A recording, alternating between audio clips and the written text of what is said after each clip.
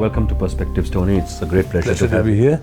The topic I wanted to kind of discuss with you was about people, about leadership, and with very special focus on you, about how you managed it over 30 plus years. Can I just start out by asking you about a little bit about your career at Hyderamanis and how you started out and how you ended up being where you are now? I started out in 1978. I think it was a fortunate time to start because the economy had just opened out and the garments was one of the first things to come into the country, and lucky to be involved at that stage. So as it suddenly grew, there weren't too many qualified people, so young bucks like us also got a chance to make a name for ourselves. Famously, and I'm going to jump into it because famously, legendarily, you've never fired a person. Well, that's not strictly true. Apart from people who have stolen from the company or have done misdemeanors. Yes, I would agree with that because my basic belief is that, well, if you have a child, say my son, you expect him to maybe get 8 A's at the A-levels or something like that. Which he did. Besides the point of the O-levels. But if he fails every subject, I have no recourse to go to somebody and say, I'm returning this son, I don't want him. I want another one who can perform at this level. I don't have that. Same way with people who work for me. But they're different. The child isn't paid, an employee is. But still, I believe that whoever comes to work with the intention of doing his best. I think all people want to be appreciated, like to be loved or understood or whatever. So they try their best. Do they? And I think so. If they don't, it is probably because the environment is maybe not right for them to stick their neck out. It's not an easy thing when you come you just come out of school or college and you come to this place and there are suddenly new set of rules and regulations and bosses and, well, everybody grows up with their parents or maybe their teachers who are all basically, whatever our teachers may have met our cheeks with their hands at that time, but they are benevolent, forgiving people generally. They want to see, they are there to see that you succeed. But suddenly when they come into the corporate world, maybe their bosses are different and they feel that, I'm on my own and there's nobody to look after me. So I believe that people come trying to do their best, and we don't only hire their physical side of them, we hire the full person, and it is our duty to try to let them contribute mentally as well as physically to whatever job they're doing. But fundamentally, business is about making money, and you have profit margins. You're a CEO, you're held accountable by the board to make sure that the margins are met. I have yet to hear of one organization where people are happy and the organization is making a loss. I don't think that happens. Happy people contribute, happy people, I think, look after their customers. If you look after your people, they look after your customers. And that cycle seems to work. We at Hyderamanis have been lucky. Just to dwell on that a little bit further, how tough is it to have this philosophy in a work environment? Well, it's a mental thing, because I think to be known as a strict, tough, uncompromising boss may look good to the board, and some of your bosses may like to see a person like that operating. But I think,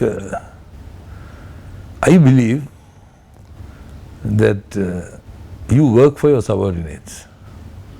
You don't work for your bosses. You work in an organization, I'm a CEO. If I have 5,000 people working for me, I feel I am responsible for those people, for those people's families, for those people's jobs. You started out by saying that, if your son fails, you can't actually do much, you can't send him packing. So there is a lot of inspiration that you drive from being a parent to also being a boss. That's a little dicey, isn't it, to kind of look at an employee population the same way that you would look at your own kith and kin? They may be not as close, but I think the core sense of, teamwork, belonging, and Hyderabad, the culture, it's a family culture all the time.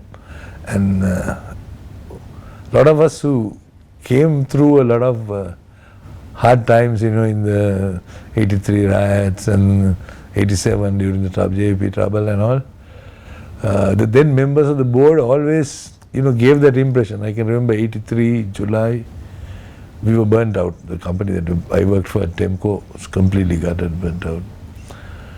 Janak said we need to pay the people.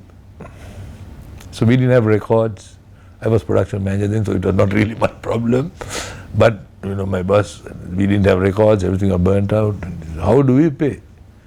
Janak said, you put an announcement in the newspaper, you announce on the radio that we are going to pay. And to come to Chatham Street, which is the head office, on such and such a day. What do we pay? How do we? He said, what's that? You ask her how much was her last month's salary, you give it to her. This is not a time to, verify this and that. People need the money, we are in trouble. They need the assurance that we are okay. They have also got to be okay. So that was even his outlook on life. So in that environment, yes, I think it was always, we thought that we were responsible for the people around us. You're also very strong on values, and you drive certain values inside the organization. If people were to break those values, what would you do? There have been instances, but I think showing extreme displeasure has been enough most of the time. I mean, rather than... They fall in line. Just to deviate a little bit from the entire conversation about family, about the culture of an organization, family orientation and such, traditional management wisdom would actually tell you, look, you need to have a strategy, you need to have a plan, you need to make sure that people actually fit the role, there needs to be an organization structure, there needs to be a process, and all that that falls through. You spoke a lot about the softer side of things. How does that correspond to the more harsher realities of running a business? I fully agree. I mean, you need to have strategy, you need to have plan, you need to have all that. But what I mean is, we need not be totally rigid with that. I mean, within that we can work, but still we can have a plan, but the plan can be achieved by people who are comfortable and, driven, what you would say, like self-driven rather than having to drive. That's a big assumption, isn't it, that people are self-driven? I think maybe there is in all of us, I think, a need for recognition, a need to be thought of as a person who is maybe good or capable or, important. So I think if that can be encouraged, people are driven. Maybe some are driven more than others, but by and large I think people want to progress in life. So principles, you're very rooted in your principles. How difficult is it to be rooted in principle and still be a CEO? Do you think that the two of them are mutually exclusive, or is it something that you can manage to do? When we joined the industry, we were young, energetic, we wanted, there was growth and we wanted to be part of it. So we worked as much as we could allowed to work. We were running a 2-shift operation, I was in work study. Many days I used to work 6 to 10. It was normal. I got noticed, I got appreciated, I got promoted, and I made a career. Now, that is denied to all our people because this social compliance and all these things. I think we have lost sight of the spirit of the law. Spirit is to stop the exploitation, which in this country is I would say non-existent. Here we are always struggling to find enough people to employ. So if you don't treat them properly, they are not coming to you. There's plenty of options. And in these circumstances, to stay rigid within a time frame or work on so many hours, not so many hours. I was telling recently we had a seminar with one of our buyers. I made the point that now if you go abroad from Asia, you probably do 2 jobs till you settle down. You do a job in the day and you stack supermarkets in the night, or you do something. Now that guy in the West is enterprising, but here he's exploited. If he works more than 2-3 hours extra a day, he's exploited. So I mean, this type of thing I've always fought with. I asked you about your probably toughest, choices that probably you made as a CEO. Can I also ask what probably has given you the most inspiration? That's definitely the number of people we have been able to grow from within the organization to levels that I do not think would have been, if they had been outside the company, they would have been able to achieve today. We have many people who joined us as sewing machine operators who are today managing plants. We have 50-60 people, if I'm not mistaken, joined us as sewing machine operators or ironers who are working overseas for us on expat terms. And they are building their own houses, nice houses, they are driving their cars, their children are going to international schools. Now, I have working for me, we have 3rd generation guys working for me, and I have working in my merchandising in the woven cluster at least 3 people whose fathers and mothers worked for us as sewing machine operators. And in 2 cases, they both ended up as managers of plants, but they sent their children, because they worked overseas to overseas schools, they speak perfect English, they're very confident, and the super merchandisers. So this really inspiration. What would you miss most once you retire?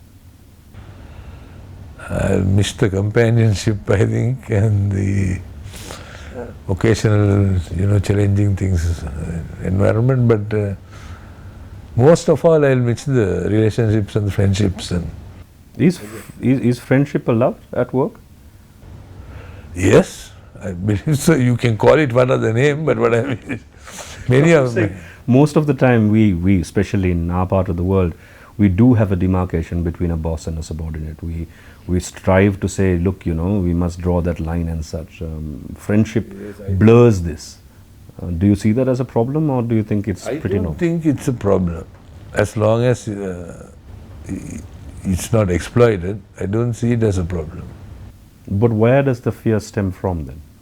The fear is, if your position is because you have been given a title, then there is chance for fear. They say that leadership is bestowed by those who are led. In that case, there's no need for fear. But then why have a title in the first place? I suppose that formality is important. Otherwise there could be chaos, but you look at the white ants or ants, or you look at there must be leaders there, but you can't make them out. It's all one big mess, but the job happens.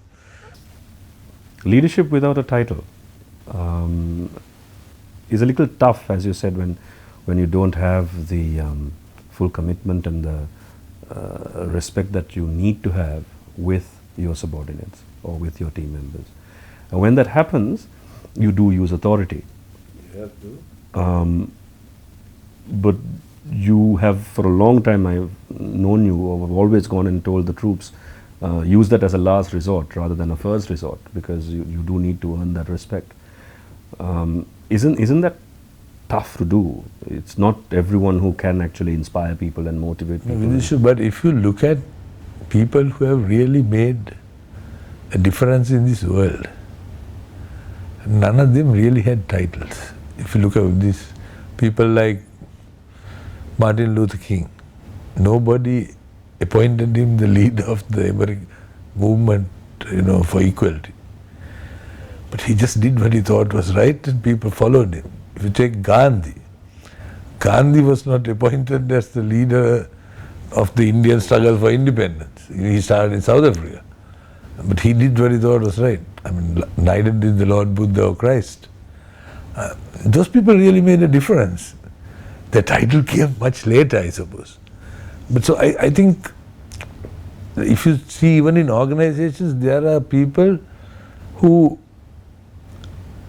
can do things and who can get things done, and who people go to. And sometimes they are not they are not managers, or they are not the manager and things like that. And so, I mean, that happens. Why aren't they managers actually? I think there's something wrong with the system.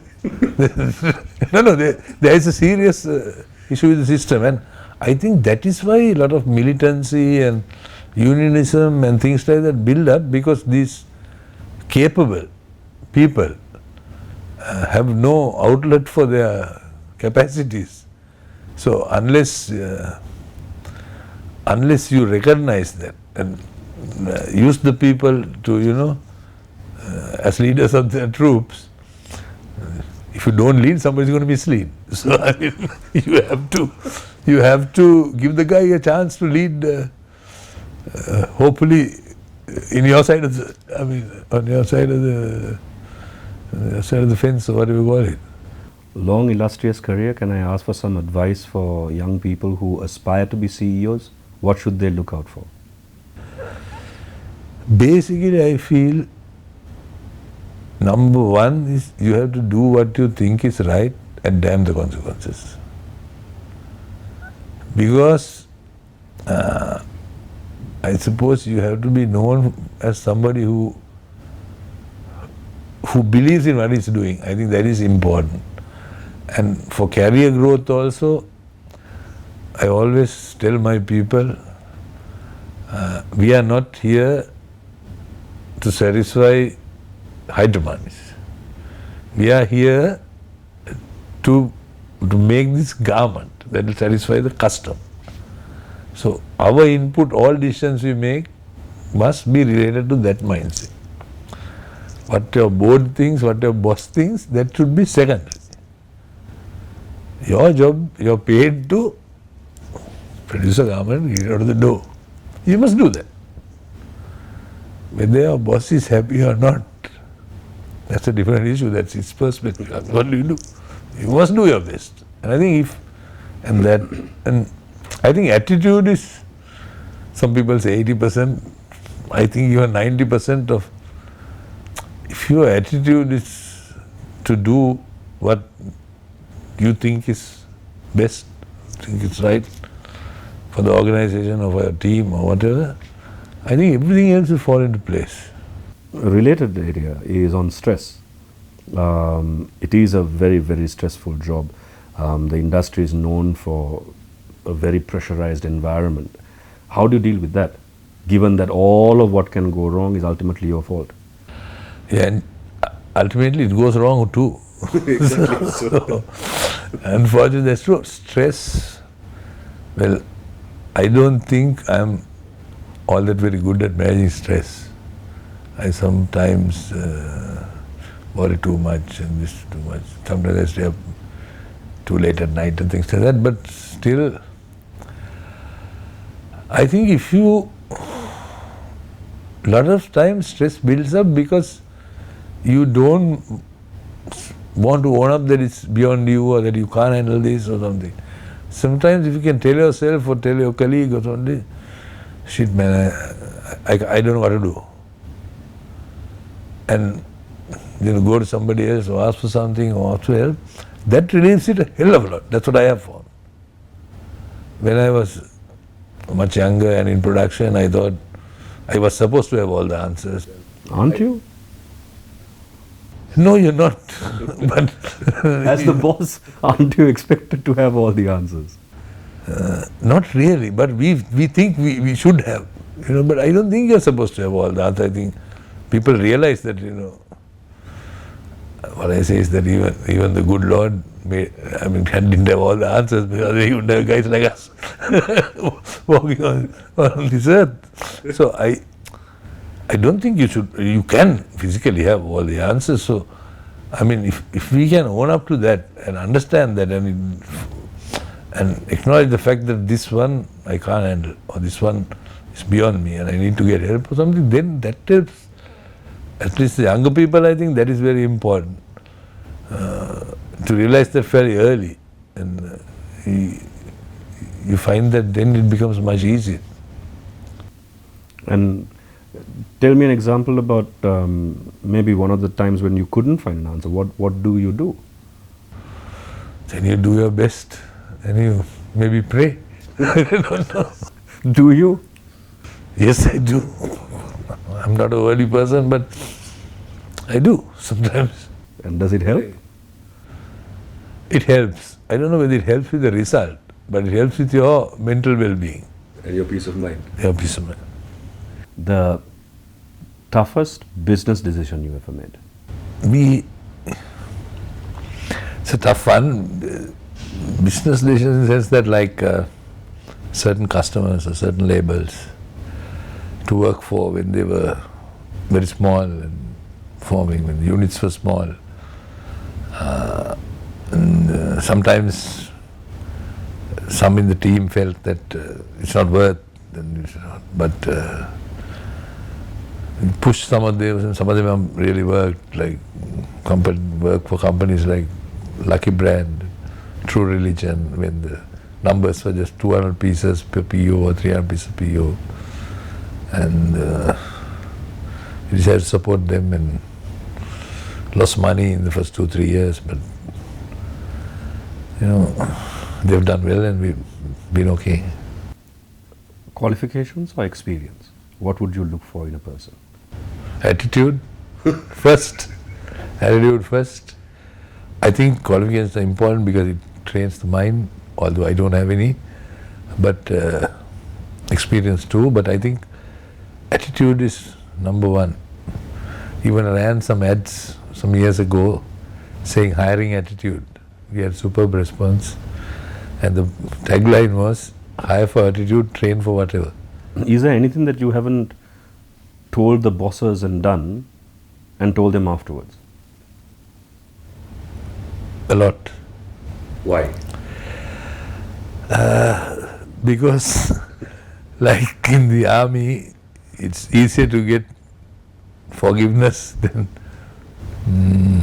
permission sometimes. And funnily, now that you asked, I was listening to an interview with 7 or 8 Nobel laureates about 2 or 3 years ago on BBC. And they were talking about funding. And they said, if they go to the corporate world with their ideas, what they're trying to do now, they think it's too far-fetched and they never get the funding. So something they've already discovered, they go and show that they're trying to discover. Because the world will accept that. And they get the funding and do the other thing. So yes, we have done those things. But I must say in my defense that I have always thought what I was doing was right. If the team under you did that and you found out, how would you react? Many times that has happened, but I have been happy that they have probably shown the initiative, done something useful, and we got to win. Worst criticism you've ever got? You don't care for your company. That's difficult to take. From whom? From some members of the board. And how would you react to it? Or how did you react to it?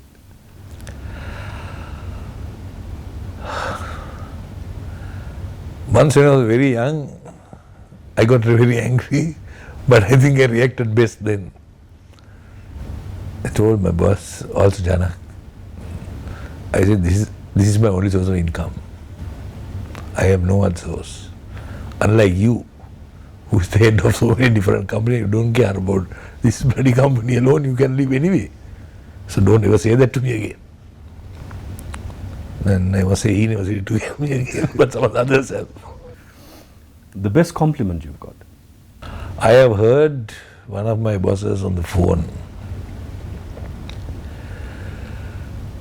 saying that if I had one more Tony, I could open 10 more factories, because he always trains people. So I thought, that's... If your son invited you to the big match, he's taking part, assume it's important to him, it is obviously important to him, and he called you and you booked the day for him, but a really important client visit was clashing with it, and you've been asked as the CEO to come and do the final push. The clients are flying out tomorrow, you can't postpone that either. Which one would you choose? Fortunately, it didn't come to that. I would have been pushed to choose my son, to be honest. But fortunately, it never came to that.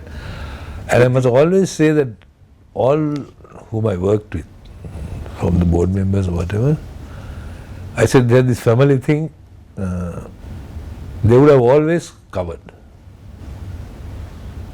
One of them would have always stepped in. I am 100% sure. Okay.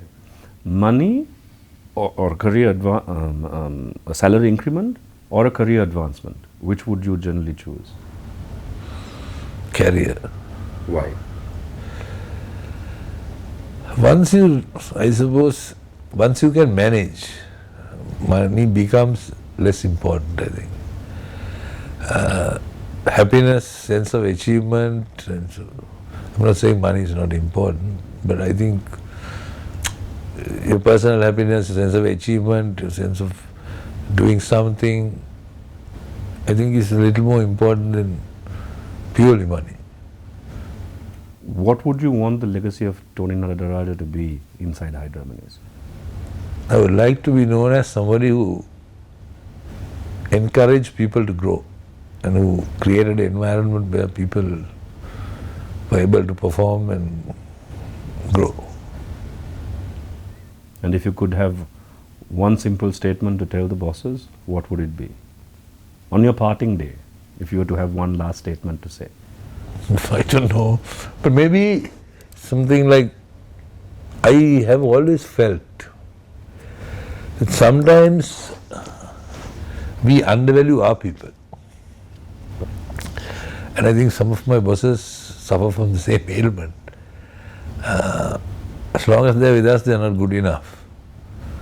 And many of those who are allegedly not good enough and taken decisions to leave because maybe they were made to feel that they were not good enough, are doing wonderful work outside. The same people. So I think people should be given space, people should be given a chance to make a few mistakes, learn from them, grow. And your final comment to your team would be? Business is a game. Like, I mean, work is a game. And like Herb Keller at Southwest Airlines used to say, when asked by a journalist about what strategic plan he used to be so successful, he said, yeah, we have a strategic plan, it's called doing things. So I think you don't have to be too concerned about rigid plans and things, but you know, if you just do it like I suppose, it works. Okay. Thank you very much, Tony. It's been great to have you. Thank you very much for your time. Welcome. It's been all the wonderful talking to you. Thanks. All the very, very best in the years to come after Hydra Mini. Thank you.